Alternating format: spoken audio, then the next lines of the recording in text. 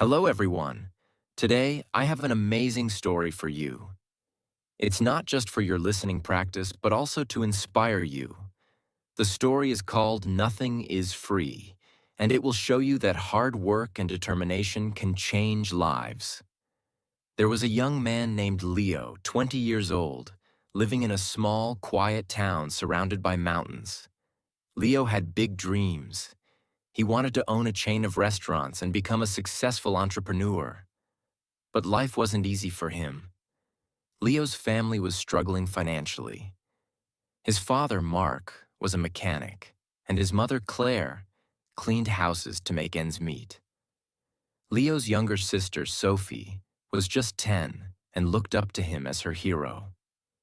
One cold evening, Leo sat outside his small house, staring at the stars. He whispered to himself, "I want to give my family a better life. But how do I start when we barely have enough to survive?" The next day, Leo shared his dreams with his father. Mark sighed and said, "Leo, dreams are not free. If you want something, you have to fight for it. Start with what you have, even if it's small." Leo thought deeply about his father's words. Then, an idea struck him. He noticed that in his town, people loved fresh bread but had to travel to a bakery far away. He decided to start selling fresh bread locally. But there was a problem. Leo had no money to buy the bread. He decided to take a chance and approach the bakery's owner, Mr. Anderson. Leo walked miles to meet Mr. Anderson, a grumpy old man who rarely trusted anyone. With confidence, Leo said, "Mr. Anderson, I want to sell your bread in my town, but I don't have money to buy it up front. Can you trust me for 1 week? I will sell the bread, return your money, and keep a small profit." Mr. Anderson raised an eyebrow. "And why should I trust you, young man?" he asked. Leo replied firmly, "Because I am determined, and I will work hard to prove myself." After a long pause, Mr. Anderson said, "All right, I'll give you bread for 1 week. If you fail to pay me back, don't bother coming here again." Leo was thrilled. Early the next morning, he carried the bread back to his town and set up a small stand near the park. He greeted every passerby with energy and a smile, saying, "Fresh bread, warm and delicious." At first, people were hesitant. They didn't know if the bread was good. But Leo offered free samples and soon had his first customer. By the end of the day, he had sold all the bread and made a small profit. That evening, he returned to Mr. Anderson and paid him back. The old man nodded and said, "You kept your word. Come back tomorrow." From then on, Leo worked tirelessly. He woke up at 4 a.m., walked to the bakery, carried bread to his town, and sold it with passion. After 2 months, he had saved enough money to buy a small cart, making it easier to transport more bread. One day, a customer suggested, "Leo, why don't you bake your own bread? You're good at selling, but if you bake, you'll make more profit." This idea excited Leo, but it also scared him. He had never baked anything in his life. This was the moment where Leo realized, nothing is free. Not success, not knowledge, not growth. If I want to succeed, I must take risks and learn. Leo couldn't stop thinking about the idea of baking his own bread. If he could bake, he wouldn't have to rely on Mr. Anderson, and his profit would grow. But there was one big problem. He didn't know how to bake. Leo decided to ask Mr. Anderson for help. The next morning, after delivering his payment, Leo said, "Mr. Anderson, can you teach me how to bake?" The old man frowned. "Why should I teach you? If you bake, you won't buy from me anymore. That's bad for my business." Leo looked at him and said, "You're right, but I won't forget the man who gave me my first chance. If I succeed, I'll make sure to help your bakery too." Mr. Anderson thought for a moment, then said, "Fine. But baking isn't easy. It takes time, patience, and hard work. If you're ready for that, I'll teach you. The lessons began early the next morning. Leo arrived at the bakery at 3 a.m. before the sun was up. Mr. Anderson showed him how to mix flour, knead the dough, and bake it perfectly. At first, Leo struggled. His hands hurt from kneading, and his bread came out too hard or too soft. One day, after ruining another batch of bread, Leo sat down, feeling defeated. He said to himself, "Maybe I'm not good enough for this. Maybe I should give up." But then he remembered his father's words. Dreams are not free. He realized that every mistake was teaching him something new. Giving up was not an option. The next day, Leo went back to the bakery with even more determination. He practiced every single step carefully.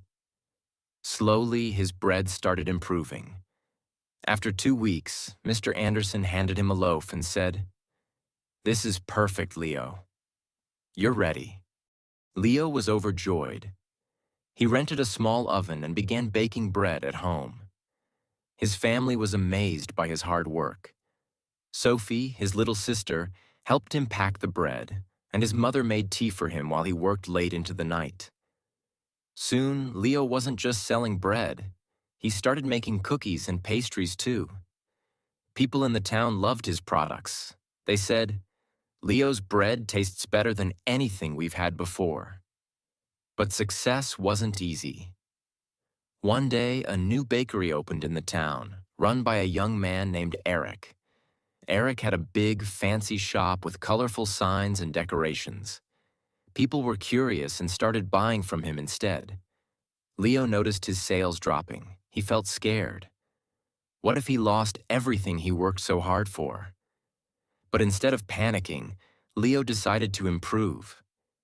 He listened to his customers and asked, "What do you like about Eric's bakery? What can I do better?" Some said, "Eric's shop looks clean and pretty." Others said, "His cakes have beautiful designs." Leo realized he needed to grow, not just as a baker, but as a businessman. Using his savings, Leo painted his cart, added bright decorations, and started offering free samples of his new pastries. He even learned how to decorate cakes by watching videos in the library. Slowly, customers returned to him.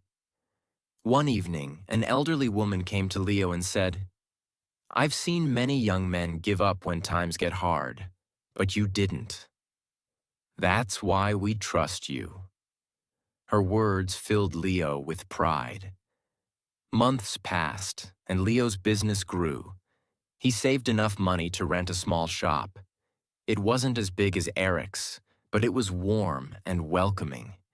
He named it Leo's Fresh Bakes. Every morning he woke up before sunrise, baked fresh bread, and opened his shop with a smile.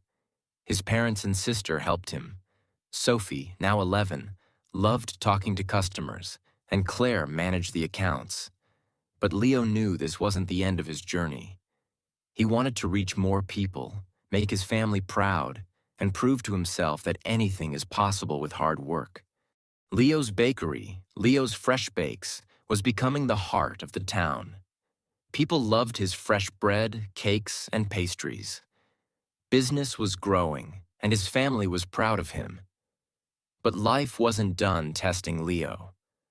One stormy night, as Leo was closing his shop, he noticed smoke coming from the bakery. He rushed inside and saw that a small fire had started near the oven. He quickly grabbed water and managed to stop the flames, but much of his equipment was damaged. The next morning, when the townspeople heard about the fire, they came to check on him. Some said, "Oh no, what will Leo do now?" Others whispered, "Maybe this is the end for him." Leo felt heartbroken but not defeated. He stood outside his bakery and said, "This is just a challenge. I've faced struggles before, and I will face this too. I won't give up." He took a deep breath and began making a plan. He calculated how much money he had saved and realized it wasn't enough to replace all the equipment. For a moment, fear crept in. But Leo remembered his journey, how he started with nothing but a dream and hard work. Instead of sitting and worrying, Leo asked for help. He approached Mr. Anderson, who had retired, and said, "Sir, I need advice. What would you do if you were me?" Mr. Anderson smiled and said, "Leo, you already know the answer. You've taught yourself that nothing is free. Work harder, believe in yourself, and people will believe in you too." Inspired, Leo decided to rebuild. He didn't wait for someone to rescue him. He started baking at home again with the little equipment he had left. He told his customers, "I won't let you down. I'll keep serving you, even if it's just a small amount for now." The townspeople admired his courage. Many of them started helping him. Some donated ingredients, others gave small amounts of money, and a few offered their time to help him clean and repair the bakery. Leo realized something important. When you work hard and never give up, people notice. They want to help someone who helps themselves. After months of hard work, Leo reopened his bakery. It was better than ever. He painted the walls, added new decorations, and even introduced new items like cupcakes and muffins. His customers were overjoyed. On the day of the grand reopening, the town's mayor came and said, "Leo, you are a true inspiration. You've shown us all that with determination, anything is possible." Leo stood in front of the crowd and said, "I want to thank each one of you. You've taught me that nothing in life is free. Not success, not respect, not love. Everything must be earned with hard work, patience, and persistence. Never let failure stop you. Every challenge is just a step to something greater." From that day, Leo's bakery didn't just sell bread.